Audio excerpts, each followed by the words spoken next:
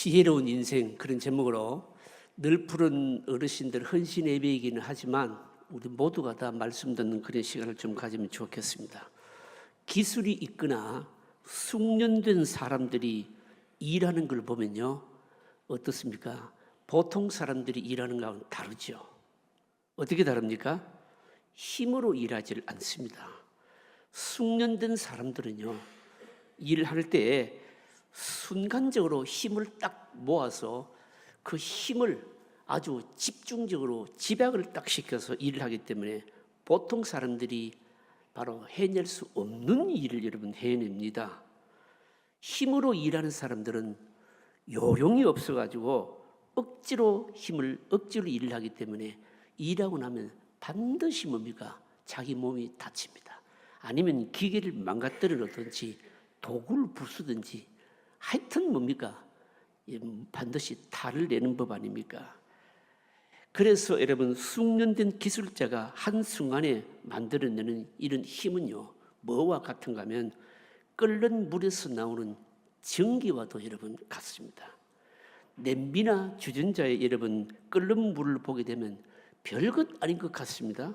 그런데 이걸 다 모아놓으면요, 한꺼번에 한번 집약시켜 놓으면은 차도 움직이고 뭐도 움직입니까? 기차도 움직이는 겁니다. 여기 기차 이렇게 말하는 거는 벌써 뭡니까? 인생의 삶의 연륜에서 나오는 답이에요. 이게요, 답입니다. 여러분, 이런 것을요 운동 경기에 적용하면은요 뭐가 되는가 하면요 지도력이 되는 겁니다. 운동 경기나 전쟁은 여러분, 전쟁에서 운동 경기에서 이긴다, 전쟁에서 이긴다라고 하는 것은 힘이 세다고 이기고 군사력이 많고 군인들이 많다고 해서 이기는 것은 아닙니다. 어떻게 이길까요? 적의 예리한 공격은 피하고 자기 힘은 집중시켜서 효과적으로 타격을 딱 할 때 이기게 되거든요. 여러분, 이걸 이제 다른 말로 말하면 전략이라고 말하기도 하고 성경적으로 다른 말로 말하자면 지혜라고 말하기도 하는 겁니다.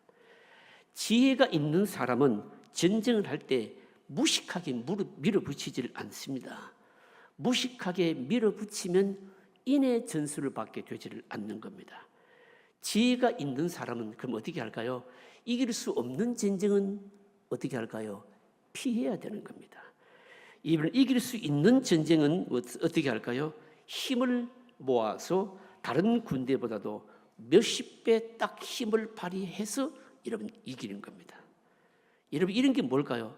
전부 여러분 바로 지혜라고 하는 겁니다. 여러분, 성경을 보시면요, 성경에서 지혜를 바로 이제 지혜로운 짐승을 뭘로 예를 들고 있습니까? 예수님께서도요, 뱀을 지혜로 들고 있는 거예요, 여러분요. 여러분, 뱀의 특징이 뭡니까? 뱀은 서서 달리기를 하는 것도 아닙니다. 물어 뜯는 이빨도 없습니다. 날카로운 발톱도 없습니다. 그런데도 불구하고 뱀이 살아남는 이유가 뭘까요? 눈에 띄지 않게 자기 몸을 잘 바로 숨겨서 도망칠 수가 있기 때문인 겁니다. 뱀이 만약에 눈에 잘 띄는 색깔을 하게 된다 그러면 분명히 쪽제비나 독수리의 밥밖에 안 될 것입니다. 은밀하게 숨어 있을 때는 숨어 있고요, 그리고 어떻습니까?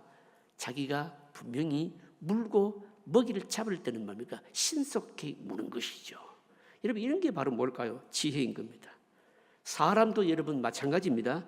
인간은 사실은 여러분 힘이 없습니다. 힘은 없지만 인간의 강점이 뭘까요? 인간의 강점은 바로 머리인 겁니다. 머리. 그러니까 이 머리 하나로 엄청난 힘을 만들어내는 것이죠. 인간은요, 이 힘을 바로 집약시킨 결과 상상할 수 없는 놀라운 문명을 여러분 만들어내지 않습니까? 그런데 인간의 문제가 또 있습니다. 인간의 문제는 그렇게 큰 뭔가를 이루고 승리를 거두고 난 이후에 스스로 자기 머리에 도취된 나머지 끝까지 겸손하지 못하고 결국은 그 힘을 그만 남용해버리고 말잖아요. 조금만 자기 뜻대로 안 되면요, 교만해져서 스스로 파멸의 구덩이를 여러분 파고 마는 겁니다. 인간의 여러분 뭡니까?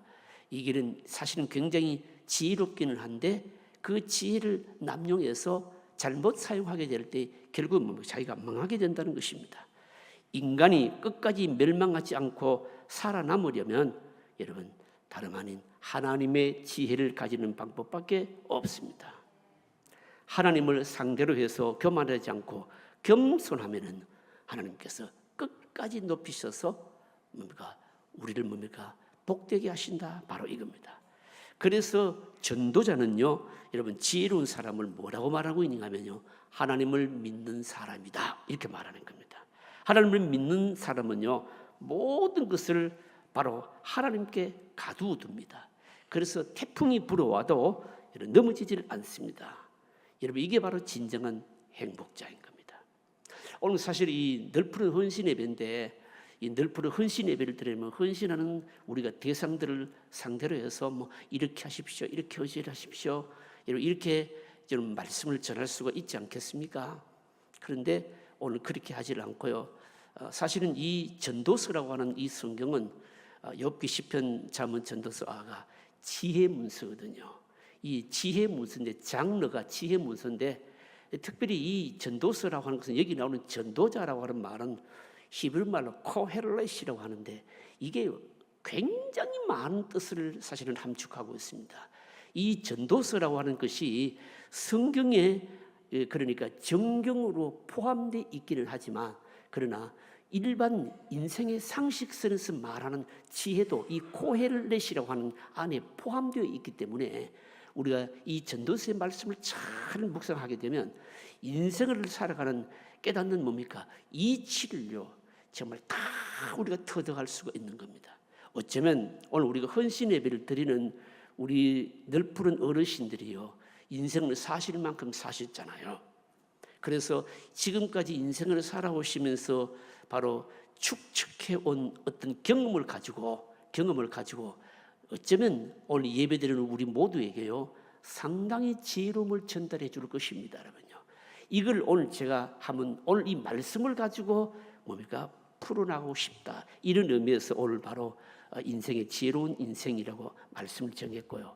그런데 이제 성경이 이렇게 일반 우리 인생의 지혜로운 것도 담고 있지만 또 이것이 성경의 정경으로 채택이 되어 있거든요. 그러면 이건 어떤 의미인가 하면 우리 인생을 살아오면서 일반 상식선에서 경험에서 축적된 지식, 바로 그것도 이거 지혜이지만, 그러나 이 지혜를 하나님의 관점에서 비교해 볼 때 더 지혜로울 수 있는 것이 무엇인가를 담고 있는 것이 바로 이 전도서입니다. 그래서 여러분 이 성경의 지혜 문서는 일반 상식적인 것도 다 포함하지만, 그러면서도 계시적인 측면에서 더해 주시는 것이 뭐냐, 이게 여러분 지혜서가 성경이 우리에게 주시는 바로 교훈이거든요.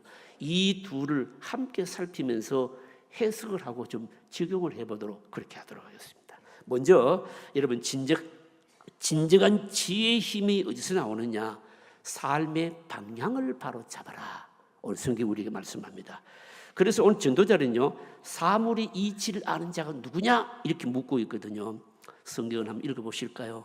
성경을 읽을 때 눈을 뜨시고 그리고 잠도 깨우시고 그래 읽었으면 좋겠습니다. 자, 1절 같이 읽으실까요? 1절 같이 읽습니다.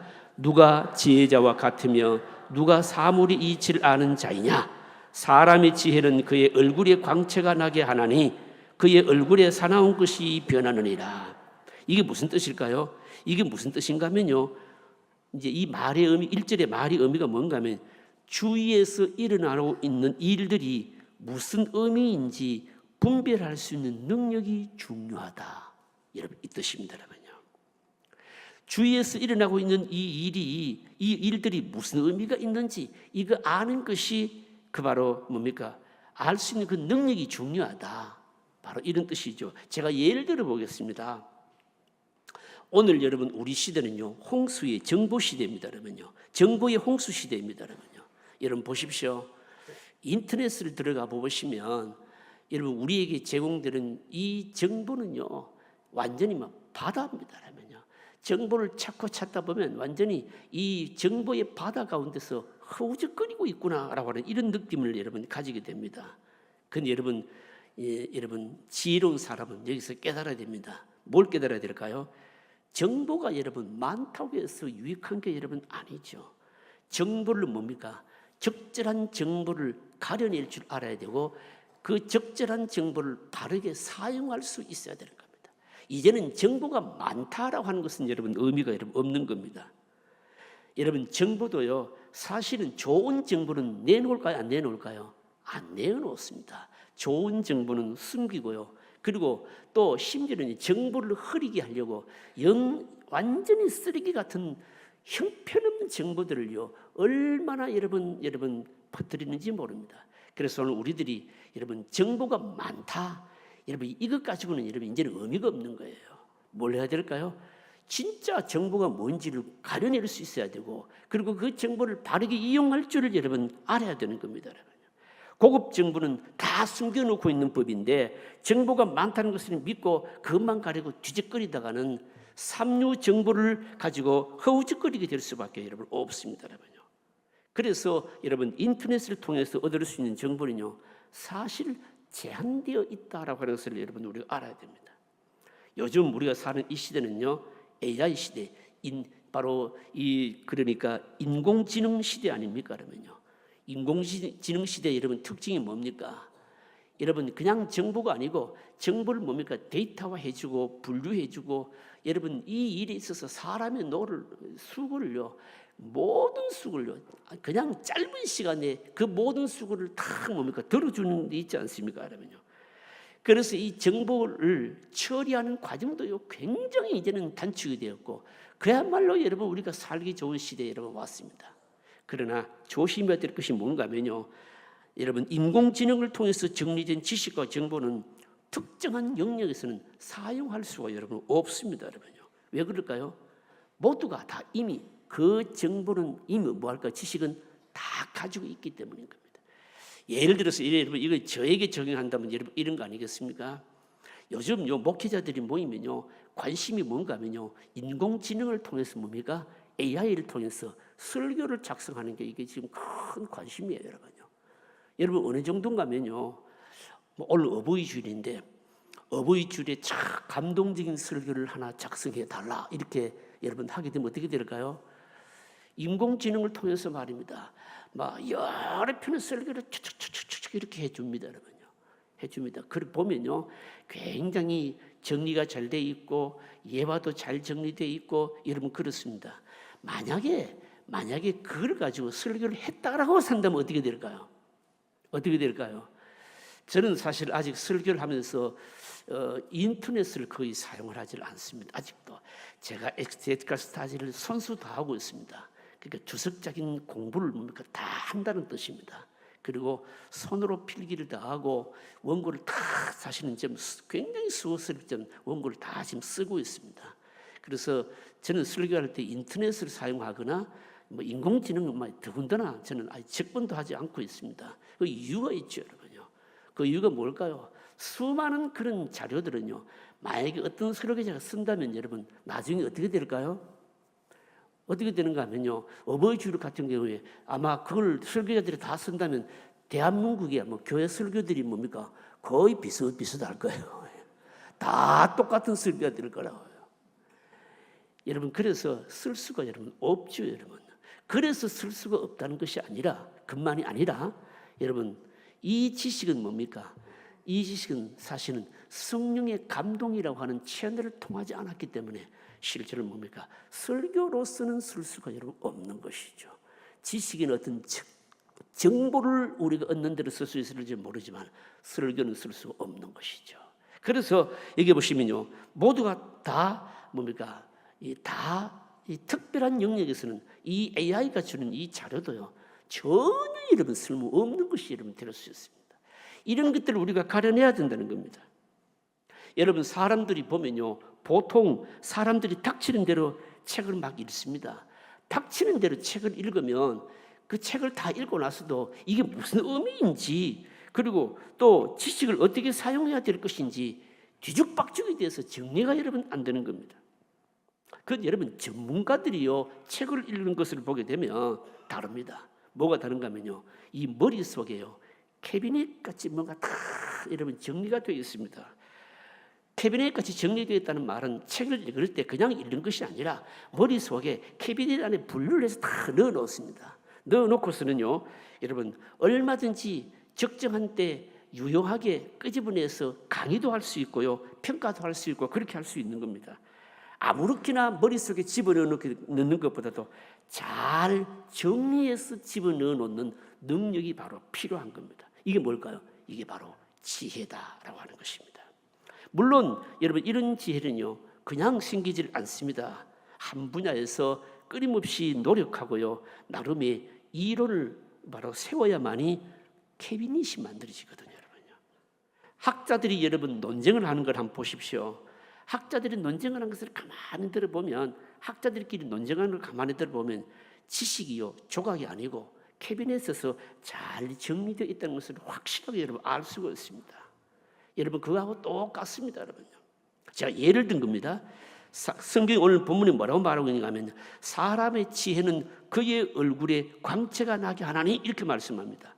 사람의 지혜는 그의 얼굴에 광채가 나게 한다. 무슨 뜻인가 하면요, 이론을 가지고 있는 사람이 전체적인 흐름을 다 볼 수 있고 자신감을 가지고 모든 것을 끌고 갈 능력이 있다. 이 말이 그런 뜻이거든요. 여러분 얼굴이 빛난다라고 하는 것은요 모든 것을 볼 수 있는 능력에서 생기는 자신감이거든요. 여러분 제가 예를 들어 보겠습니다. 예를 들어서 많은 사람들이 타고 가는 여러분 버스를 한번 보십시오. 여러분 버스를 많은 사람들이 타고 버스가 가는데 그 버스 안에서 제일 얼굴빛이 빛나는 사람이 누굴까요? 누구인가 하면요 모든 것을 결정할 수 있는 핸들을 잡고 있는 운전기사입니다. 운전기사는 얼굴이 빛날 수밖에 없지요. 왜 그럴까요? 맨 앞에서 모든 것을 보고서 운전하기 때문에 가고자 하는 이 방향을 다 잡고 가기 때문에 얼굴이 빛이 날 수밖에 없거든요. 그게 뭘까요? 지혜라고 하는 겁니다. 여러분 우리가 인생을 살아가면서 늘 생각해야 될 것이 뭔가 하면요 그냥 사는 것이 아니고 세상이 어디를 가고 있는지를 여러분 알아야 되는 겁니다. 여러분 이거는 이제 저에게 적용하는 겁니다. 목회를 하면서 참 힘든 게 뭔가 하면 어려운 게 뭔가 하면 고민스러운 게 바로 이겁니다. 설교자는요 항상 여러분 두 상황에 여러분 민감해야 되지 않습니까? 뭘까요? 세상이 어떻게 흘러가고 있는가? 이 세상이 흘러가고 있는 것을 여러분 알아야 됩니다. 여러분요. 세상이 어디로 흘러가고 있는지 알아야 그것에 대한 예언자적인 답을 줄 수가 있거든요. 그리고 여러분 또 성경을 가지고 시대를 진단하고 성경적인 답변을 주어야 되는데 여러분 성경을 아는 것도 성경을 보는 것도 사실은 여러분 쉽지를 않습니다. 여러분 그래서 뭡니까? 시대를 아는 것도 어렵고 성경을 아는 것도 어렵고 여러분 그래서 여러분 목회자들이 고민인 거죠. 여러분요. 그러면 어떻게 해야 될까요? 시대를 알기 위해서 그냥 그냥 신문을 먼저 봐야 될까요? 여러분 봐야 되겠죠. 여러분요. 또 여러분 어떻습니까? 성경은 너무 방대해서 단순히 아는 것도 힘들고 안다고 하더라도 이걸 가지고 시대를 진단하는 것도 여러분 쉬운 것이 아닙니다. 여러분요. 그럼 어떻게 하는 게 좋겠느냐라고 하는 겁니다. 어떻게 하는 게 좋은 제가 내린 결론이 뭔가 하면 기왕 둘 다 어려운데 그럼 무엇부터 하는 게 좋겠느냐? 무엇부터 하는 것이 좋을까요? 바로 성경을 아는 것이 여러분 더 좋은 것이죠. 왜 그럴까요? 성경을 주신 분이 누구입니까? 하나님이시고요. 하나님이 뭡니까? 결국 어떻습니까? 세상을 주도권을 쥐고 계신 분 아닙니까? 여러분요. 그래서 성경을 먼저 알게 되면 기준이 세워지게 되죠. 기준이 세워지게 되면 그 기준은 성경의 기준은 누구의 기준입니까? 내 기준이 아니고 뭡니까? 하나님의 기준이죠. 결국은 하나님의 기준을 가지고 세상을 보게 되면 세상의 모든 것들이 여러분 평가가 나오게 되는 거 아니겠습니까? 여러분요. 그래서 우리가 이 목회자들은 텍스트에서 컨텍스트로 그러니까 말씀에서부터 상황으로 여러분 이 도식이 뭡니까? 딱 결정이 되는 겁니다. 여러분요. 여러분 우리가 이렇게 하지를 않고 성경을 가지고 세상을 보지를 않고 먼저 세상을 먼저 본다면 여러분 어떨까요? 세상에 여러분 일어난 일들에 대한 여러분 시사평론가들이 얘기를 하면 쭉 들어보면요 어떻습니까? 시사평론가들의 평론은 여러분 그 사람이 가지고 있는 기준을 가지고 이 평론하는 것이기 때문에 그야말로 평론 자체도 같이 각색인 겁니다. 여러분. 그러니까 기준 자체가 뭡니까?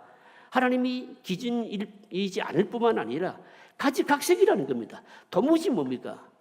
우리가 온전하게 받아들일 수 있는 기준이 못 된다라고 하는 겁니다. 여러분 그래서 우리는 항상 뭡니까? 바른 지도를 먼저 가지는 것이 중요한데 이 바른 지도를 가지는 게 뭘까요? 바로 그것이 바로 방향을 발로 잡는 것인데 그 방향을 잡는 것이 뭔가 하면 하나님의 말씀이다라고 하는 겁니다.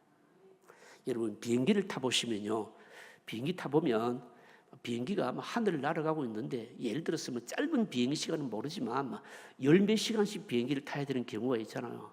그런 비행기를 타고 나면 한숨 자도 또 비행기가 날아가고 있고 도대체 이게 어디까지 왔는지 여러분 우리가 알 수 있을까요? 모를까요? 알 수 있어요, 여러분요. 누가 알려줍니까? 누가 알려주는가 하면 비행기 앞에 보면 좌석 등받이에 보게 되면요, 지금 이 비행기가 어디쯤 날아가고 있다는 걸요, 여러분요, 맵 지도를 탁 여러분 띄워줍니다, 여러분요. 띄워줘서 지금 이 비행기가 어느 정도로 어느 상공을 날아가고 있다는 것을 다 보여줍니다, 여러분요. 여러분 그걸 보면 어떻게 될까요? 지겨워할 이유도 없고 얼마나 남았구나 다 계산이 되는 것이거든요. 사람이 여러분 살아가면서 삶의 목표점도 대단히 중요하지만 여러분 목표점보다도 더 중요한 게 뭘까요? 방향인 겁니다, 여러분요. 방향과 목표는 분리될 수가 없습니다. 분리될 수가 없는데 그런데 여러분 방향이 잘못되어지면 뭡니까? 여러분 목표가 잘못될 가능성이 많고 방향이 잘못되어지면 여러분 목표를 바로 세웠다 할지라도 나중에 어마어마하게 다시 돌아와야 됩니다, 여러분요. 그래서 오늘 성경은요, 여러분 말씀하는 것이 뭔가 하면 바로 그겁니다. 바로 방향을 바로 잡아라. 방향 감각을 먼저 바로 잡아라. 이렇게 말씀합니다. 그래서 오늘 성경을 보시면요, 사람의 지혜는 그 얼굴에 광채가 나나니 그리고 나서 그다음 보십시오. 그의 얼굴에 사나운 것이 변하느니라. 얼굴에 사나운 것이 변한다. 여러분 사람의 얼굴이 무엇 때문에 사나울까요? 사람의 얼굴이 사나운 이유는 뭔가 하면요, 걸어가는 인생길에 대한 확신이 없을 때 사람이 굳어 있어서 그런 거예요, 여러분요. 길을 아는 사람은 갈팡질팡하지를 않습니다. 방향을 잃어서 걱정이 되고 불안하기 때문에 굳어 있고 울상인 거예요, 여러분요. 만약에 이런 길을 되도록 바로 찾았다라고 한다면, 확신이 있다고 한다면 얼굴이 풀리고요, 웃음이 여러분 돌게 되어 있는 겁니다, 여러분요. 그만큼 삶의 방향이 중요하다는 겁니다. 여러분 삶의 방향을 먼저 늘 점검하고 바른 방향을 잡는 것이 뭘까요? 지혜로운 자입니다. 아이고 나는 다 살았는데, 여러분 다 살았다고 생각되시는 분들은 그러면 누구에게 가르쳐야 될까요? 우리의 자녀손들에게 가르쳐야 됩니다. 뭘요? 여러분 우리가 사실 아이들 교육하는 것, 여러분 우리가 뭘 가르치겠습니까? 수학을 가르치겠습니까? 영어를 가르치겠습니까? 뭘 가르쳐야 되는가 하면요, 아이들로 하여금 삶의 방향을 바로 잡을 수 있도록 뭡니까? 도와줘야 되는 거예요, 여러분요. 삶의 방향을 바로 잡아라. 지혜로운 자입니다. 두 번째 지혜로운 자가 어떤 자인가 하면요, 세상의 순리를 거역하지를 말라. 자, 여러분 읽어보십시다. 2절입니다. 2절 같이 읽어보실까요? 같이 읽습니다. 내가 권하노라. 왕의 명령을 지키라. 이미 하나님을 가리켜 맹세하였습니다. 세상을 살아가는데 여러분 우리의 힘으로 할 수 없는 일이 너무 많잖아요, 여러분요. 그래서 지혜로운 사람은요, 세상의 순리를 거역하지 않는 겁니다. 여러분 여기 보십시오. 성경이 지혜자가 분명히 말합니다. 왕의 뭐하라고요? 명령을 지키라. 이 왕이 누구인지 여러분 이게 여러분 바로 문제입니다. 중경학자들은 한 세 가지로 얘기합니다. 하나는 하나님이라고 하는 해석하는 사람들이 있습니다. 하나님은 우리가 궁극적으로 여러분 순종하고 섬겨야 될 왕이기 때문에 그렇습니다. 그리고 어떤 사람들은요, 다윗의 후손은 영적인 지도자다 이렇게 해석하는 사람들도 있습니다. 성경적인 지도자의 말에 순종하는 것은요, 세상을 이기는데 여러분 대단히 여러분 중요합니다, 여러분요. 또 어떤 사람은요, 여러분 하나님을 모르는 왕을 의미할 수도 있다 해석하기도 합니다. 여러분 세상의 왕도 거역하면 어떻게 됩니까? 여러분 반드시 죽게 되어 있습니다. 심판받게 되어 있는 것이죠, 여러분요. 근데 과연 여기에 전도자가 말하는 왕은 누구일까? 물론 여러분 하나님만이 이스라엘의 왕이시기 때문에 하나님이라고 생각이 듭니다. 그러나 왕에게 복종하기로 맹세했다라고 하는 것을 보게 되면 영적인 지도자를 의미한다고도 보아도 될 것입니다. 대부분의 주경학자들은 그렇게 해석합니다. 여러분 이거 한번 적용해 볼까요? 이 말씀을 한번 적용해 보십시오. 사람은요 권위에 복종하게 될 때 아름답고 균형 잡힌 인격이 될 수가 있는 겁니다. 여러분 하나님의 은혜의 특성이 뭘까요? 하나님의 은혜의 특성은 뭔가 하면요, 성령은 모든 것을 참 질서 있게 하시거든요. 아버지와 아들과 성령이 다 같은 한 분 하나님이시지만 하는 일은 뭡니까? 아주 질서 있게 하시죠. 아버지, 아들, 성령 하나님이 질서 있게 여러분 일을 하지 않으셨다면요, 가장 큰 문제가 뭘까요? 가장 큰 문제는요, 우리의 구원이 효과적으로 이루어질 수가 없습니다. 아버지, 아들, 성령이 질서 있게 일하시기 때문에 우리의 구원이 아주 효과적으로 이루어졌습니다. 아버지께서 계획하시고 아들이 아버지의 계획을 따라 집행하시고 그것이 우리에게 실제적으로 이루어지도록 하신 분이 누굽니까? 성령님. 그래서 여러분 하나님은 굉장히 질서 있게 하셨기 때문에 우리의 구원이 이루어졌거든요. 여러분 마찬가지라고 하는 겁니다. 여러분 똑같습니다. 여러분요, 똑같습니다. 우리가 세상의 순리에도 여러분 뭡니까? 잘 적응하는 것이 이게 뭡니까? 사실 지혜자인 겁니다. 그래서 여러분 3, 4절을 보시면요, 전도자가 뭐라고 말하고 있는가 하면 이렇게 말합니다. 굉장히 의미 있는 말을 합니다. 왕 앞에서 물러가기를 급하게 하지 말며 악한 것을 일삼지 말라. 왕은 자기가 하고자 하는 것을 다 행함이니라. 왕의 말은 권능이 있나니 누가 그에게 이르기를 왕께서 무엇을 아시나이까 할 수 있으랴? 여러분 보십시오. 여기 이 말들이 참 의미 있습니다. 성경 아니더라도 이 말은 의미가 있는 거예요. 왕 앞에서 신하가 막 급하게 물러간다. 이건 뭔 뜻일까요? 왕에게 뭔가 불만이 있다는 뜻이거든요. 여러분 아무리 불만이 있어도 왕 앞에서 여러분 이런 불만을 표출하는 것은 기본대로 행하면 이건 뭘까요? 뭘 의미하는 겁니까? 그건 죽는 걸 의미하는 겁니다. 여러분 왕에게 등을 보이면 뭡니까? 이건 노 아니오라고 하는 뜻이기 때문에 왕 앞에서 노 하려면 죽음을 각오해야 되는 것이죠. 거기에다가 왕 앞에서 악을 일삼지를 말라 이렇게 말씀합니다. 그러니까 이런 말이 지금 우리에게 뭘 의미하는가 하면요, 이런 비유를 통해서 전도자가 하는 말이 뭔가 하면요, 지혜로운 사람은 순리를 거스르면 안 된다. 이걸 지금 얘기하려고 있는 겁니다. 여러분 어린아이들의 특징이 뭡니까? 모든 것을 자꾸 자기 뜻대로 하려고 하잖아요. 자기 마음에 들어서 안 되면 어떻게 합니까? 자꾸 때를 쓰잖아요. 그런데 여러분 이 아이들이요, 이 아가요, 나중에 철이 들면 어떻습니까? 철이 들면요, 때를 써도 안 된다는 알기 때문에 때를 안 쓰는 거예요, 여러분요. 여러분 이거는요, 교회에서도 마찬가지입니다. 교회에서 신앙이 어린 사람이 특징이 뭔가 하면요, 자꾸만 자기 뜻대로 뭘 하려고 하는 겁니다. 근데 이런 사람들은 신앙이 여러분 자랄 때까지요.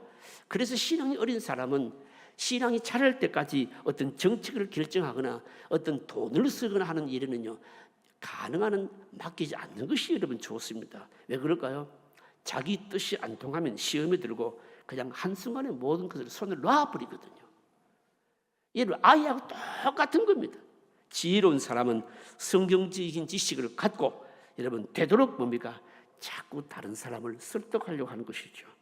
여러분 토론을 할 때 다른 사람의 말을 들어보지도 않고 무조건 틀렸다는 사람들이 여러분 있잖아요. 그런 사람들은 사실은 대화가 되지 않는데 그런 사람들은 지혜도 없고 실력도 없는 사람인 겁니다. 여러분 그렇다면 왕에게 맹목적으로 복종하라는 말씀일까요? 그건 아니에요. 왕의 명령이 하나님을 거스린다면 뭡니까? 복종할 수가 없는 것이죠. 그래서 5절을 보시면 명령을 지키는 자는 불행을 알지 못하리라. 지혜자의 마음은 때와 판단을 분별하느니라. 이렇게 말씀하고 있는 겁니다. 무슨 말씀일까요? 일단 외모만이라도 유순하게 해서 불필요한 뭡니까? 오해를 받지 않도록 하라라고 하는 겁니다.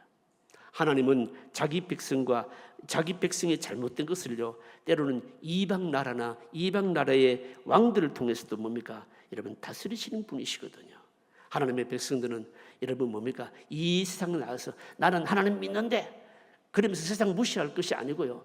여러분 하나님의 은혜는 이 일반적인 은총의 영역도 다 포함을 합니다. 하나님의 백성들이 하나님의 말씀을 붙들고는 이때 세상에 나가서 세상의 순리도 거역하지 않는 것이 뭡니까? 지혜로움을 하는 거죠. 그런데 그 세상의 순리라고 하는 왕의 명령이 성경적인 하나님의 말씀과 너무 어긋나면 그는 순종할 수가 없는 것이죠, 여러분요.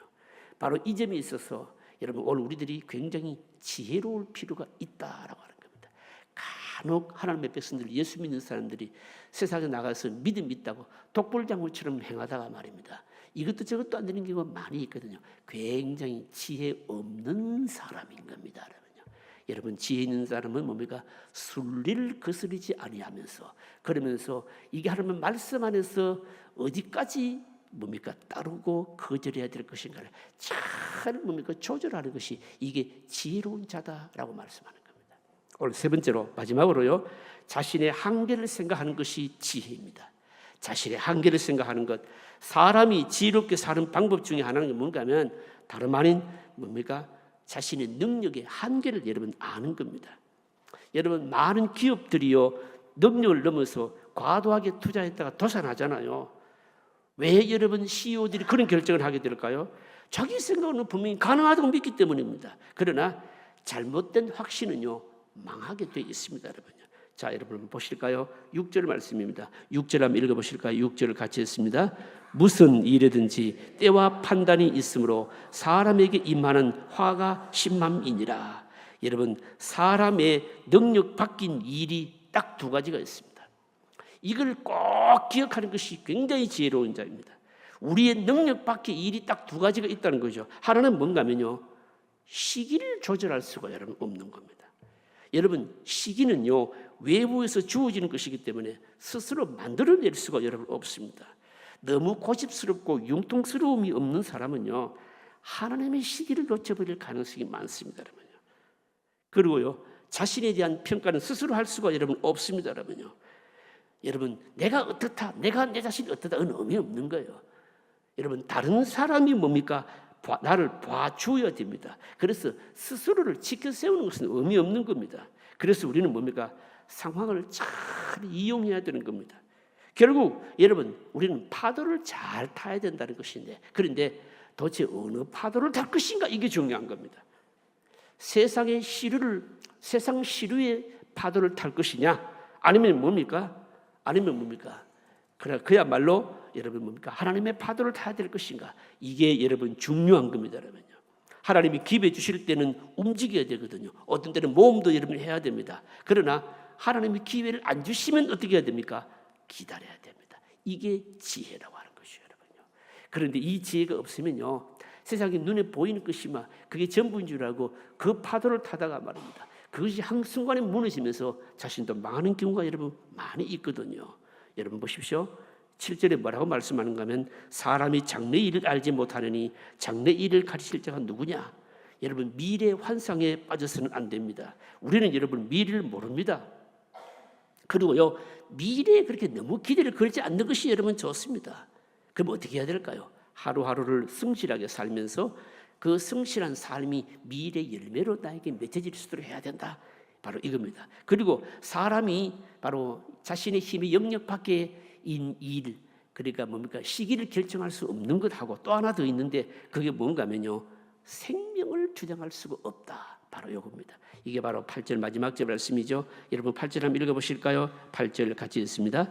바람을 주장하여 바람을 움직이게 할 사람도 없고 죽는다를 주장할 사람도 없으며 전쟁을 할 때를 모면할 사람도 없으니 악이 그의 주민들을 건져낼 수는 없느니라. 여러분 사람은요 주어진 기간 동안 열심히 후회 없이 여러분 사는 것밖에 여러분 없습니다. 누구도 오래 살거나 빨리 죽고 싶고 이거 여러분 안 되는 겁니다, 여러분요. 이것은 여러분 누가 할 사항입니까? 하나님만이 하실 사항이거든요. 여러분 축구 경기장에서 선수 교체는 누구만 할 수 있습니까? 내가 빨리 쉬고 덜 뛰고 싶다고 여러분 뛸 수 있고 그만두고 안 됩니다. 감독만이 할 수 있거든요. 선수는 주어진 시간과 기회에 열심히 뛰는 것밖에 여러분 없습니다. 사람도 여러분 마찬가지입니다, 여러분요. 갑자기 죽음이 찾아올 수 있습니다, 여러분요. 그래서 우리는 뭡니까? 현재를 소중히 여기면서 최선을 다하는 것이죠, 여러분요. 다만 우리가 하나님의 말씀을 여러분 붙들고 살아면요 쉽게 뿌리가 뽑히지 않는다는 것을 우리가 알기 때문에 허무하게 인생이 그렇게 끝나진 않습니다. 이건 분명합니다. 그러나 얼마나 오래 살았느냐 하는 것보다 더 중요한 게 뭘까요? 얼마나 하나님의 뜻에 맞게 살았냐라고 하는 것이 여러분 중요합니다. 여러분 오늘 성경이 의미 있게 말씀하고 있잖아요. 그럼 뭐라고 말씀하고 있는가 하면 전쟁할 때에 모면할 사람도 없으니라고 말씀합니다. 여러분 아무리 오래 살고 싶어도 전쟁이 일어나면요, 여러분 죽을 사람은 다 죽게 돼 있는 것이죠, 여러분요. 악이 그의 주민들을 건져낼 수 없느니라. 이것은요, 오랫동안 악하게 살면서 잘 버텨왔던 사람도 하나님의 부르시면 결국 죽는다 이 뜻입니다, 여러분요. 여러분 히틀러나 스탈린이나 김일성 같은 사람들을 보십시오. 야, 저 악한 사람 저거 죽겠나 싶지만 여러분 하나님의 때가 되면 다 죽거든요, 여러분요. 결국은 여러분 한 인생에 불과한 겁니다. 말씀을 정리합니다. 여러분 누가 지혜로운 사람일까요? 삶의 방향을 잃지 않는 겁니다. 여러분 하나님의 말씀 안에 모든 것이 있습니다. 말씀을 가지고 고민하면서 생활 가운데서 적용하면서 그때 유순하고 겸손한 지식이 생기는데 여러분 그것 가지고 있는 사람이 참 지혜로운 사람입니다.